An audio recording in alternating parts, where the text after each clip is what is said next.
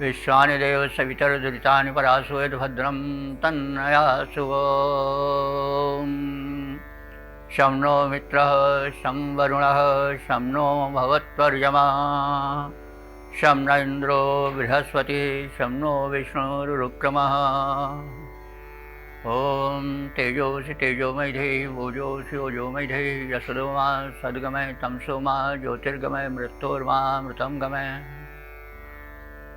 ॐ पश्येम शरदाशतं शृणुयेम शरदाशतं गदीनाशां शरदाशतं जीवेम शरदाशतम्।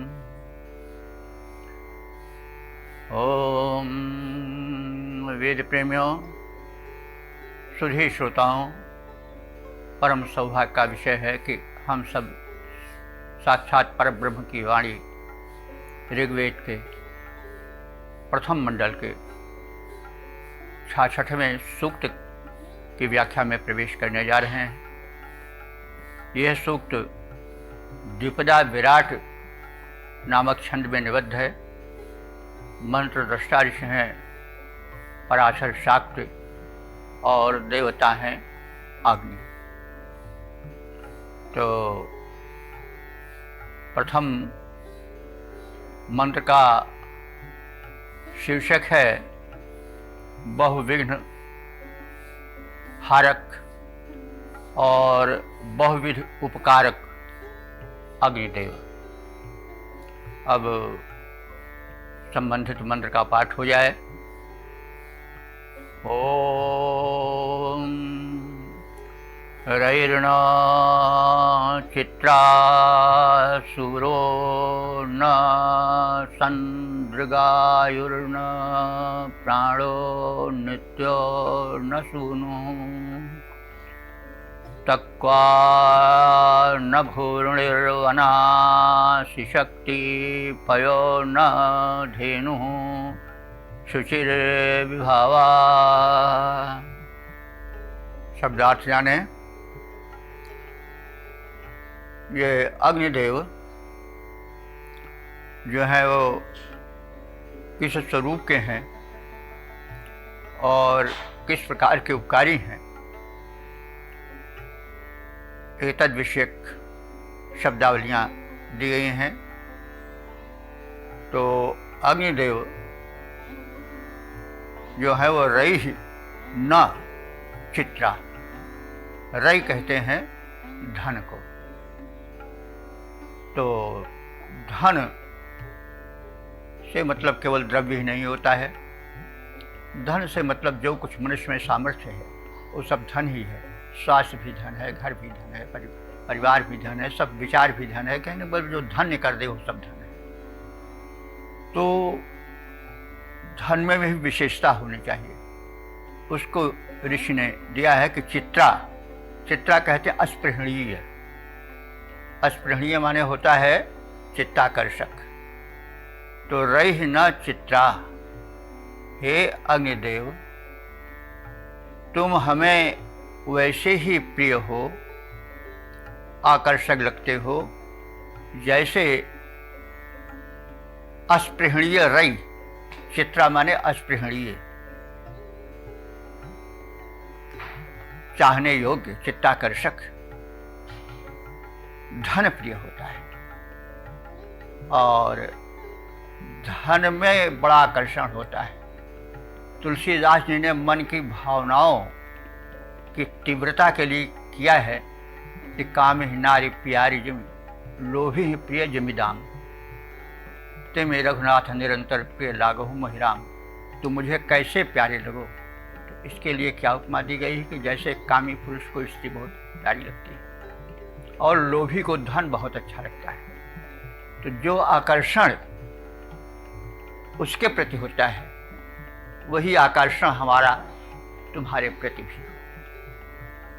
तो वो आकर्षण की रुचि की तीव्रता को प्रदर्शित कर रहा है। ऋषि भी उसी मनोभूमि पर उतरा है और वह अभिव्यक्ति दे रहा है कि जैसे किसी धनेच्छुक को मन चाहा रमणीय अस्पृहणीय चित्ताकर्षक धन प्रिय लगता है, वैसे तुम हमें प्रिय लगो। अब देखिए, अग्नि के अनेक रूप हैं। अध्यात्म का भी ग्रंथ है ऋग्वेद, इसलिए यह जो शब्दावलियां हैं वो सबसे परम धन, जीवन धन, राम रतन धन, जिसको मीरा ने कहा, उसी परमात्मा को भी इंगित कर रहा है। तो हमें आनुषंगिक अर्थ, साथ साथ जो एक सूक्ष्म अर्थ निकलता है शब्दावलियों से, उस पर भी ध्यान रखना चाहिए, तभी संपूर्ण आनंद आएगा। तो अपने हृदय में जो अग्नि देव के प्रति प्रीति है, उसकी गहराई की अभिव्यक्ति देने के लिए ऋषि कह रहा है कि हे अग्निदेव, हे परमात्मन, हे शरीर में ऊष्मा बनकर रहने वाले, प्राण बनकर रहने वाले, तुम मुझे वैसे ही प्रिय लगो जैसे कि धनेच्छुक को धन प्रिय लगता है। और सूरह न संदृक, तुम में वैशिष्ट्य है। वो क्या वैशिष्ट्य है कि तुम सूरह न संदृक, सूर कहते हैं सूर्य को, और सूर कहते हैं ज्ञानी को भी। मुह्यन्ते सूरया, श्रीमद् भागवत में प्रारंभ में ही है कि तेने ब्रह्महृदय आदि कवे मुह्यन्ते सूरया। तो सूर माने ज्ञानी भी होता है, सूर माने सूर्य भी होता है। उसके लिए शब्द आया संदृक। संदृक माने समदर्शी। तो सूरह न, जैसे सूर्य न माने समान होता है। यह बार बार कहा जाता है कि जब संज्ञा के बाद न आवे तो वह समानार्थक होता है, पहले आवे तो निषेधार्थक होता है। तो सूरह न, हे अग्निदेव, तुम समदर्शी हो, संदृक हो। कैसे? सूरह न, सूर्य के समान। सूर्य समदर्शी होता है, वह अपने किरणें समान रूप से सबको प्रदान करता है, चाहे हिंदू हो, चाहे मुसलमान हो, चाहे किसी भी जाति का हो, कोई भी प्राणी हो, जो उसके समक्ष आता है उसको वह निष्प्रभाव से, बिना किसी भेदभाव के, अपना ताप, अपना प्रकाश और अपना अनुदान देता है। अपने अनुदान प्रदान में वह कोई भेदभाव नहीं रखता है, इसीलिए वह समदर्शी है। तो हे अग्निदेव, तुम सबको ताप देते हो, सबका भोजन बनाते हो, सबके शरीर में ऊष्मा बनकर रहते हो, भेदभाव नहीं है तुम में। यह बड़ी भारी चीज है। और सूर्य में अगर हम ज्ञानी अर्थ लें तो भी भाई ज्ञानी जो है वो भी समदर्शी होता है। गीता में कहा नहीं गया है, शून्य च विश्वपाके च पंडिता समदर्शिना विद्या विनय संपन्ने ब्राह्मणे गविहस्तिनी शून्य च विश्वपाके च पंडिता समदर्शिना। तो जो पंडित हैं, ज्ञानी हैं, वे भी संदृक होते हैं, समदर्शी होते हैं। तो हे अग्निदेव, तुम सूर्य की भांति अथवा तत्वज्ञानी के भांति समदर्शी हो। और आयु न प्राण, अब यहाँ भी ना वैसे ही आयु न माने जैसे प्राणवायु जो नासिका से ग्रहण की जाती है, वह जीवन प्रदायक है, प्राण की रक्षिका है, वैसे तुम भी हो। आयु न प्राण, प्राणवायु के समान प्रिय हो, प्राणवान बनाने वाले हो। और नित्यः न सूनु। सूनु माने पुत्र, नित्यः न माने जो सगा,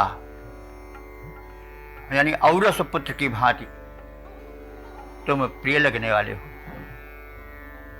और तक्वा न भूरुणी, तक को कहते हैं तकति गच्छति इति तक्वा, जो गमन करे, तीव्र गमन करे वो तक को है। तो यहाँ पर तक को अश्व के लिए आया है। अश्व शब्द के भी, घोड़े के भी ऋग्वेद में बड़े पर्याय हैं। तो एक पर्याय उसका है तक्व, तकति गच्छति इति तक्वा। तो हे अग्निदेव, तुम तक्वा ना, तुम तीव्रगामी अश्व की भांति, भूर्णी माने वहन करता हो, जीवनी शक्ति के ढोने वाले हो, उसको चलाने वाले हो, ले चलने वाले हो। और कैसे हो?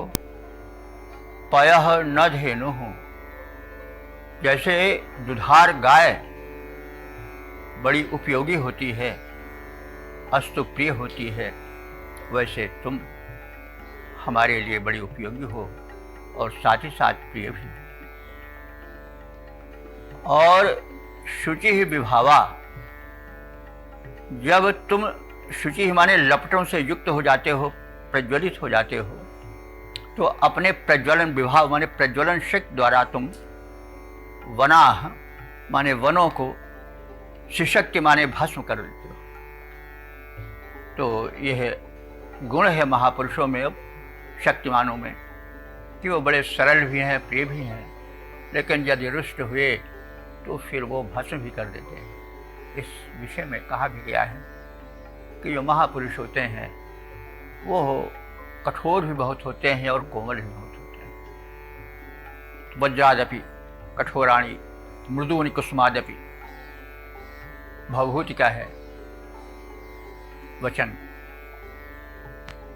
तो इस प्रकार से अग्नि के वैशिष्ट्यों का ऋषि ने विविध प्रकार से वर्णन किया है। शब्दार्थ द्वारा हम उसे जाने। अब सपाट रूप से भावार्थ से भी परिचित हो ले।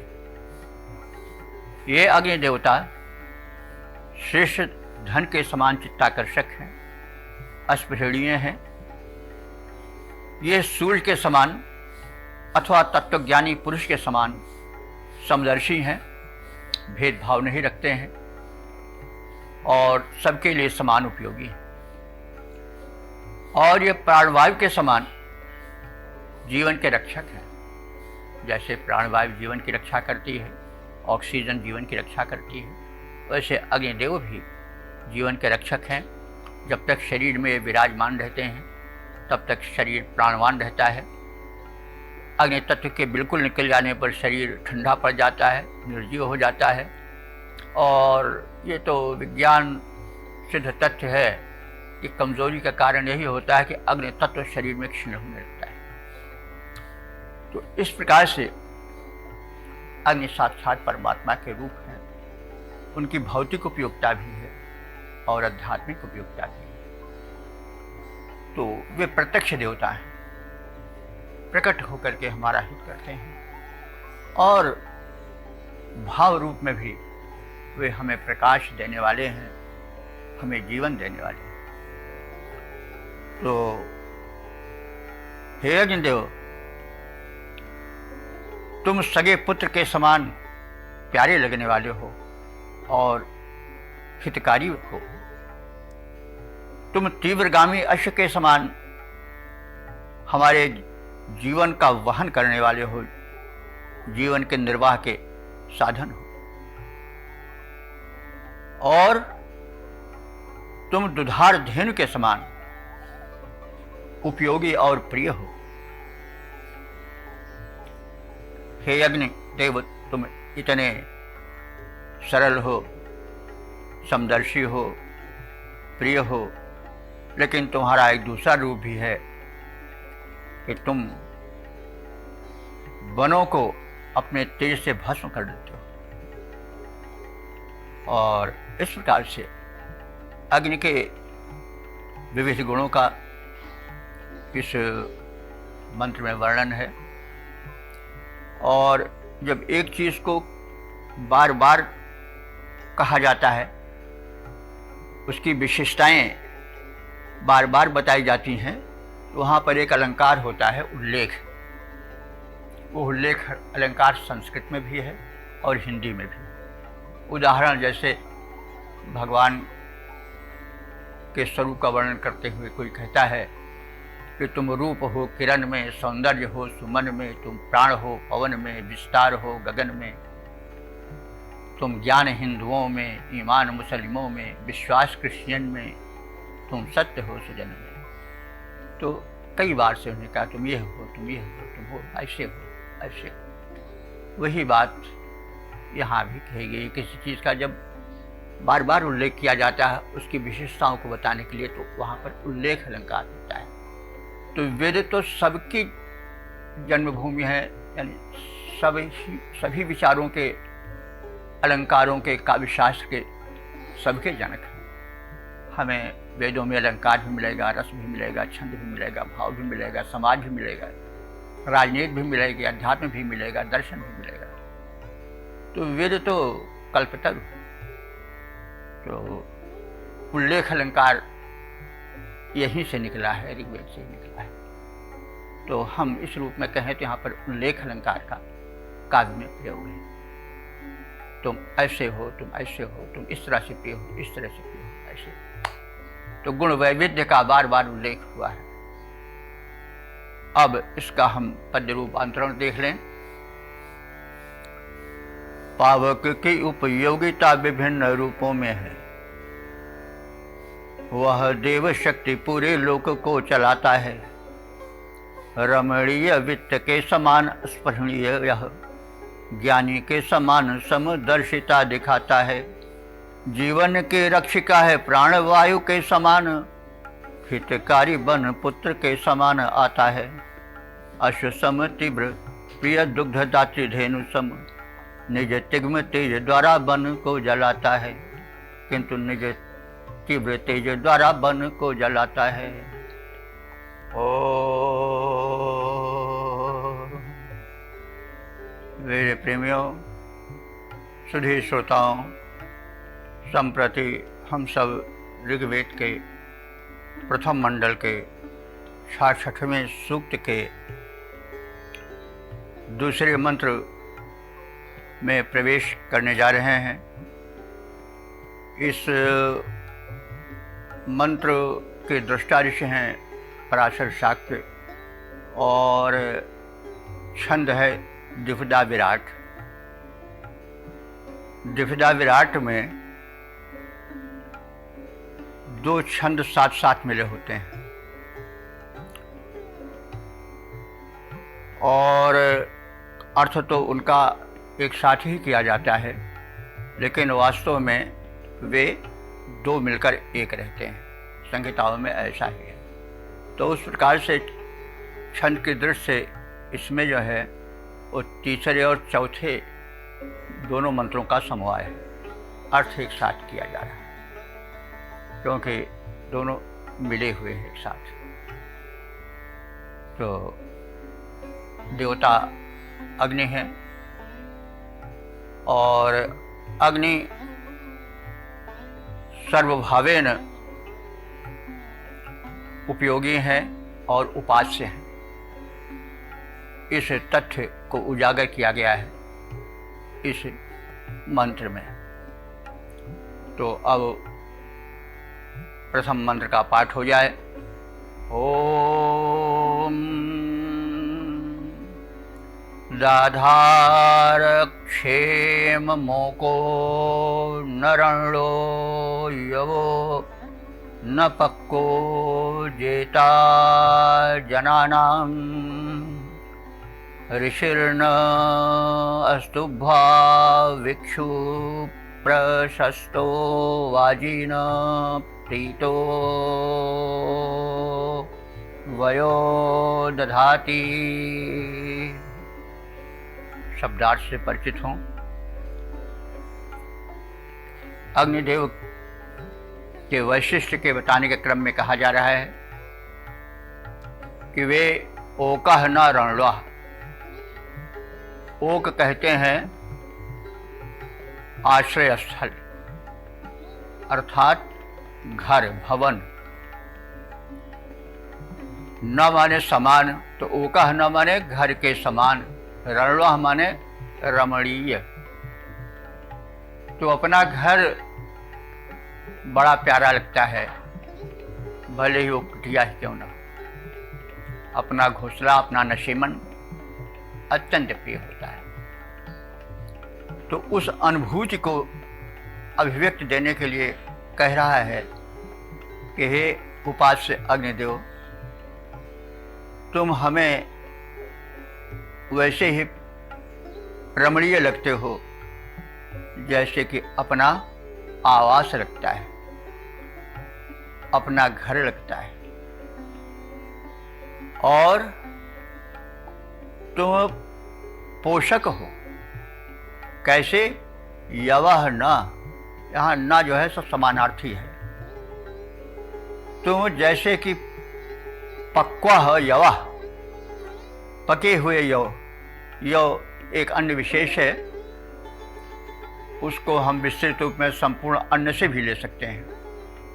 तो जैसे यव अथवा अन्न जब पक जाता है तो वह सुस्वाद बन जाता है और स्वास्थ्यप्रद बन जाता है, सुपाच्य बन जाता है, और इसलिए वह प्रिय लगता है। तो तू हमें परिपक्व अन्न के समान प्रिय और पौष्टिकता प्रदान करने वाले हो। और कैसे हो? क्षेमम दाधार। क्षेम माने कुशल क्षेम शब्द से हम परिचित हैं कि जो हमें मिला हुआ है वो सुरक्षित रहे, वो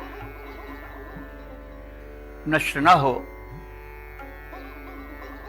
वही क्षेम है। तो तुम हमारे प्राप्त धनों के क्षेम वाहक हो। दाधार माने धारण करता। तो तुम हमें जो प्राप्त है उसको संभालने वाले हो, नष्ट न हो देने वाले हो, इसलिए तुम क्षेम धरता हो, हमारा कल्याण धारण करने वाले हो। और जना नाम जेता, तुम जो हमारे शत्रु हैं उन पर हमारी जीत दिलाने वाले हो। ऋषि न अस्तुभ्वा, तुम ऋषि यानी मंत्र दृष्टा ऋषि के समान त्रिकालदर्शी हो, और अस्तुभ्वा माने स्तुति करने योग्य। तो हे अग्निदेव, तुम ऋषि न अस्तुभ्वा, ऋषि के समान अस्तुत्य हो, त्रिकालदर्शी हो और प्रशंसा या स्तुति करने योग्य हो। और कैसे हो? विक्षु प्रशस्त। विक्षु कहते हैं प्रजा या जनमंडल, जन समुदाय के प्रशस्त हो। प्रशस्त माने प्रशंसित हो। तुम जन समाज में अपनी उपयोगिता और अपने गुणों के कारण प्रशंसित हो। और कैसे हो? प्रीतः वाजी न। प्रीतः माने प्रसन्न। वाजी, वाजी शब्द घोड़े को भी कहते हैं, और वाजी शब्द बलवान को भी कहते हैं। बलवान योद्धा जैसे बड़ा प्रिय लगता है क्योंकि वो रक्षण में सक्षम होता है। अथवा जो अश्व है वो भी युद्ध में बड़ा काम आता है। तो जैसे संग्रामों में बलवान योद्धा प्रिय लगता है, क्योंकि उसकी अशुद्ध विजय होती है, अथवा अश्व भी युद्ध में विजय दिलाने का साधन होता है। तो जैसे बलवान योद्धा अथवा कुशल अश्व प्रिय होता है, उसी प्रकार हे अग्निदेव तुम हम सबको प्रिय हो। वयः दधाति, तुम वय माने अवस्था जीवन, तुम जीवन धारण कराते हो। यह स्पष्ट तथ्य है कि जब तक शरीर में अग्नि तत्व रहता है तब तक शरीर पूर्ण स्वस्थ और शक्तिशाली रहता है और जीवंत रहता है। तो तुम जीवन के धारण कराने वाले हो, शक्ति संपन्न बनाने वाले हो, इसलिए तुम हमारे उपास्य हो, अत्यंत प्रिय हो। हम तुम्हें अपने भक्ति भाव समर्पित करते हैं। तो इस प्रकार से अग्नि देवता के वैशिष्ट्य का वर्णन हुआ है। शब्दार्थ हमने संक्षेप में जान लिया है। अब भावार्थ से परिचित हो लें। अग्नि देवता अपने आवास के समान, घर के समान बड़े अच्छे लगने वाले हैं, प्रिय हैं और रक्षण प्रदान करने वाले हैं, और परिपक्व अन्न के समान प्रिय और पोषण प्रदान करने वाले हैं। वे शत्रुओं पर प्रभुत्व स्थापित करने वाले हैं। मंत्रद्रष्टा ऋषि के समान अस्तुत्य हैं और जनमंडल के मध्य प्रशंसित हैं। प्रसन्न बलवीर योद्धा के समान अथवा वेगवान अश्व के समान, जो कि युद्ध में विजय दिलाते हैं, उनके समान तुम प्रिय हो और तुम जनहित में अर्पित हो। हम तुम्हें नमन करते हैं। तो वर्णन में सामान्य वर्णन के साथ साथ परमात्मा का संकेत भी मिलता चलता है, क्योंकि सामान्य से विशेष की ओर कवि गमन करता है, ऋषि गमन करता है।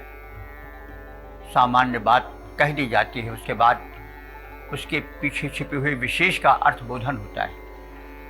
यह अर्थ को समझने की प्रक्रिया है। तो इसमें भी वही उल्लेख अलंकार है।